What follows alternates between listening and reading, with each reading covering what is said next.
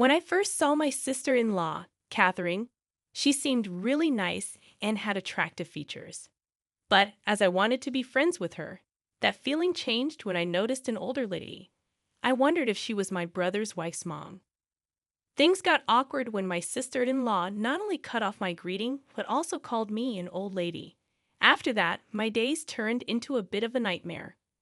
I'm Katherine Johnson, a regular 30-year-old homemaker. Just 4 years ago, I had a job and was really into it.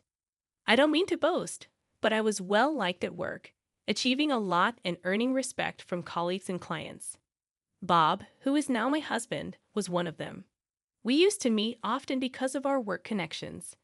Our friendship began at a party with Bob's company. He started talking to me because he had heard good things about me. Bob wanted to check if the rumors were true, so he joined a meeting with me. At first, he was unsure, but as we worked together, he liked my strong personality and lifestyle.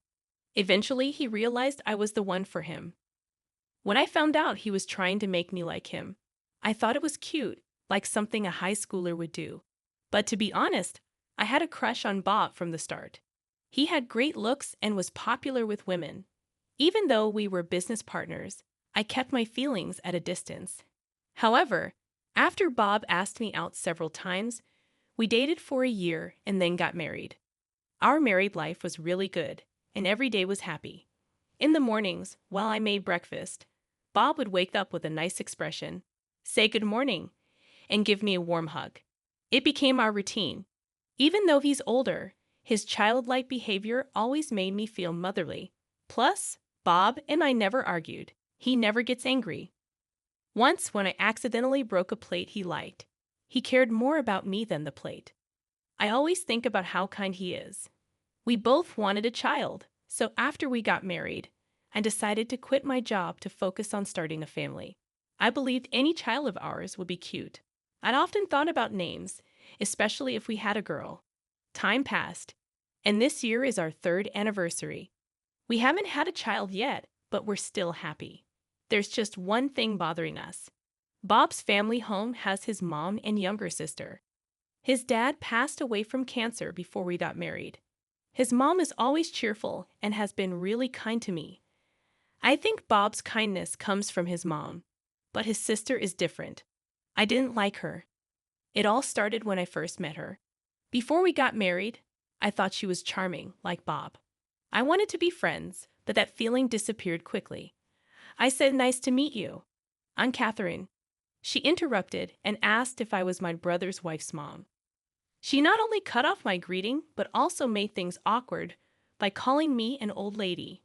When Bob tried to introduce me, she fainted in surprise and asked my age. I said 27. She didn't believe it and thought it was funny, thinking I was 50. "You look really old." That was rude. I started to doubt if this girl was really Bob's sister. She stared at me from top to bottom, judging me. I just stayed quiet until she frowned. I wasn't sure if she didn't like my face or my attitude. But she kept making mean comments about how I looked. "Your clothes are outdated. You're overweight. Your nails are messy," and more. Eventually, I just looked down at my own feet. Bob was getting angry, something he rarely did, while his sister kept laughing. Then Bob spoke up. "Hey, what are you saying? That's really rude." She just replied, "Oh, whatever. You're so annoying." It ruined the mood. She's just plain mean, making the same kind of rude comments to Bob and their mom. They had put up with her behavior for years without expecting her to change. Both Bob and his mom apologized to me later, even though they weren't at fault. I felt sorry for them, but I was also mad at the sister-in-law for making such mean remarks to her own family. To avoid problems, I decided not to go to Bob's family home anymore. I heard about the sister-in-law from their mom, but she didn't cause any issues for us. So, I kept living my life peacefully. Then, something happened that messed up my happy routine. "Catherine, Bob, I need a favor. I plan to move to a senior housing place in 6 months with help. Can I stay with you until then?" Bob's mom hurt her back, not surprising. It's pretty clear the sister-in-law is responsible. Their mom already had a weak back and struggled with carrying groceries. Yet the sister-in-law who lived with her didn't help and made their mom carry her shopping bags. That's how selfish she is. It's not surprising that their mom's health got worse. I don't get why the mom doesn't just kick her out. Maybe it's because she's her daughter? No matter how bad a child is, a mother's love has no limits. I'm okay with living with Bob's mom, but that means the sister-in-law comes along too. It was the last thing I wanted, but I was worried about the mom's health, so I had to agree to the sister-in-law moving in. As I expected, living together was terrible from morning to night. The sister-in-law only said mean things, especially to me. When I cooked, she'd say, "This tastes awful. How can you make such bad food? You're strangely talented," and then throw the food away. Even when I folded her clothes, she'd find something to complain about. Sometimes she'd say, "You need to iron this properly." Her attitude was like a rebellious teenager. The sister-in-law never mentioned anything about how I folded or ironed before. She twists words to fit her story. When cleaning the room, I have to be really thorough, especially in the corners. Otherwise, my sister-in-law starts making sharp comments. "Hey, there's still dust over there. You're pretty much the maid here, so do it right. You're so useless." Even though she doesn't help, she's quick to point out flaws. I wonder silently when I'll get out of this tough situation. While I kept cleaning, she said, "Poor Bob, you can't even handle chores. At least have a child. Why were you even born a woman?" I couldn't let that slide. I usually stayed quiet, but this was too much. I didn't say anything, or maybe I couldn't. The look on my sister-in-law's face was scary, like she was disgusted. The pressure was so strong that I had to look down. It was scary and made me mad. All these feelings were inside me, and all I could do was hold back tears. Then my sister-in-law left, laughing. One day, she came home really happy.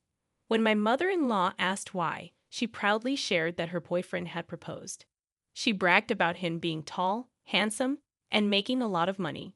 She came to me, talking about my inability to have children. While I'm on top of the world, losers like you should have kids. She laughed at me with that familiar mocking tone. It was shocking, especially in front of Bob and my mother-in-law. Bob got mad, but she didn't listen. I felt sick and rushed to the bathroom, tears in my eyes. From behind, she said, "Pathetic." But I didn't care. In the living room, I heard Bob and my sister-in-law arguing. My mother-in-law was next to me, patting my back and saying, "Children are a blessing. It's up to you and Bob to decide." She comforted me with tears in her eyes. I really wished my sister-in-law would get married and leave soon.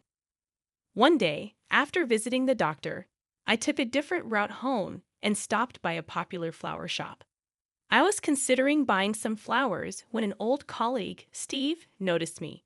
Even though I left my old job, Steve still sees me as a mentor. We occasionally text about work, but it's been 3 years since we last met. We chatted for a bit, and he shared that he's getting married soon. They had a date planned later that day. I was curious about why he was at the flower shop, but it became clear when he talked happily about his girlfriend. It made me smile too. When it was time to go, Steve picked out flowers and went to pay. While waiting, I looked at the flowers, trying to decide which ones to buy. When Steve returned, he had 2 bouquets and gave one to me as a gift. "This is for you. It's baby's breath, and it means gratitude and happiness. I've always been thankful for you, Catherine. Please continue to be there for me." With that, Steve headed to the train station. Gratitude and happiness, huh? I never chose flowers based on their meaning before, and I thought Steve was a warm-hearted person.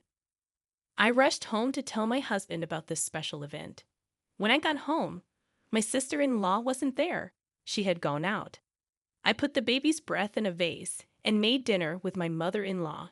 It felt nice to have some time with just the 3 of us after a long time. With my sister-in-law away, my mother-in-law enjoyed her favorite TV show that starts at 7 p.m. that night.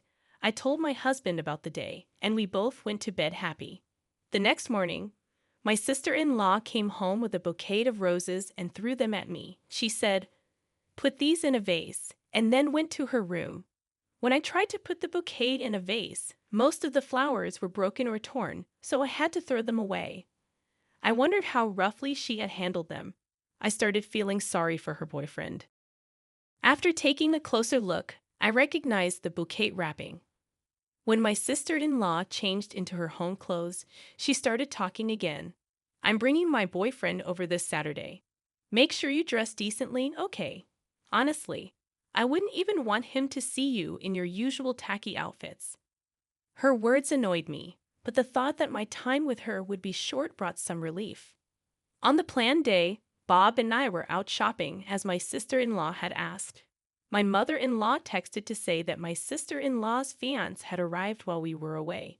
She probably didn't want me to meet him. When we returned, the living room was busy.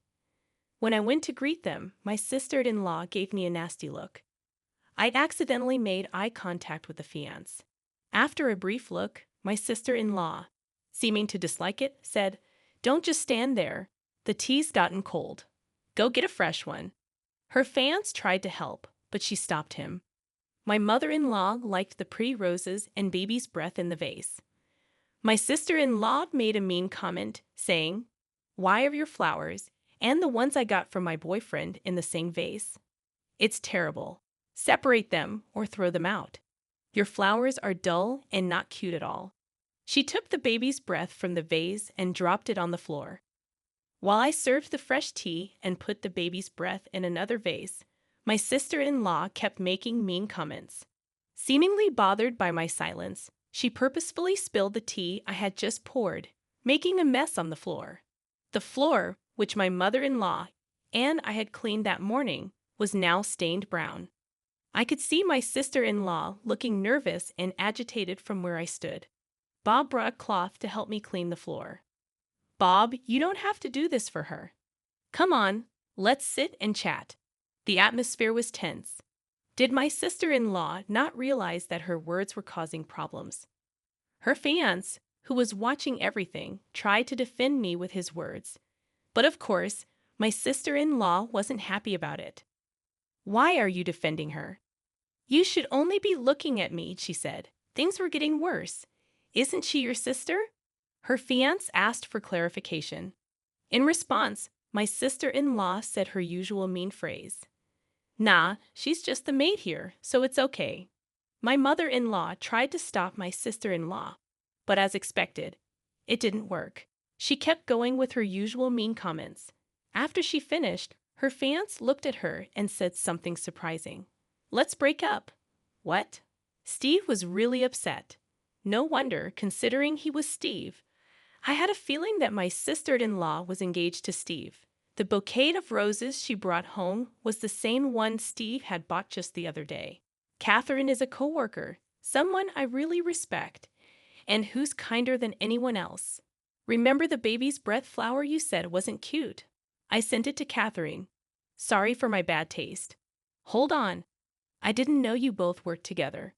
My sister-in-law, who was happy a moment ago, started to panic. "Just because you didn't know, you think you can make fun of him. I'd always heard about you being mean, but Catherine isn't like that." Steve looked stern. My mother-in-law looked down, and my husband stood next to me, glaring at my sister-in-law. Everyone in the room was disappointed in her. Seeing this, my sister-in-law looked at me, hoping for support. "Is this a joke? Please tell me it is." She pulled my collar so hard it stretched my shirt. I firmly shook off her hand. "I've put up with your mean comments for so long.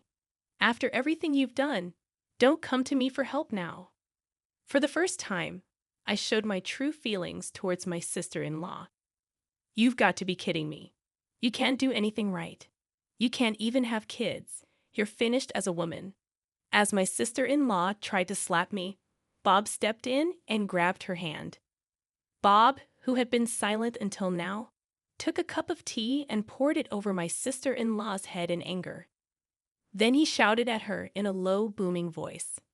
Bob started telling the truth about our struggles to have a baby. It wasn't me who couldn't have children, it was Bob himself. Bob had a problem that made it hard to have a baby. But with the right treatment, it got better, and now I was pregnant. Angry at my sister-in-law's mean comment, Bob told her to say sorry right away. Seeing her brother really mad for the first time, my sister-in-law was so surprised that she fell on her butt. "What's happening, Mom? You're on my side, right?" My sister-in-law held onto my mother-in-law's hand, trying to cling to her leg in a funny way, but she got pushed away. "I'm done with you. I've let a lot slide because you're my daughter, but I've had enough. Leave this house now. You're the worst daughter, you ungrateful brat." My sister-in-law thought her mom was her last friend, that even she left her. Clearly, she was shocked by this too. She ran to her room crying. Steve said he would talk to us later and left. My mother-in-law hugged me and said, "You went through a lot. You did well," while patting my head. My mother-in-law, hearing for the first time that I was pregnant, cried with a smile, saying, "Why didn't you tell me sooner? Congratulations." Bob said sorry for not protecting me properly. It was a crazy few minutes, but I felt better after finally telling my sister-in-law how I felt. I'll never forget what happened today. Later, my mother-in-law moved to a senior living place, and we sold the family home. Bob and I decided to move closer to her because we wanted her to see our child grow up. I haven't heard anything about my sister-in-law since then. After that, Bob made his sister leave the house, taking all her things with her. Nobody has been in touch with her, so we don't know where she is or what she's doing. Steve sent me a text saying he sent a letter and some flowers.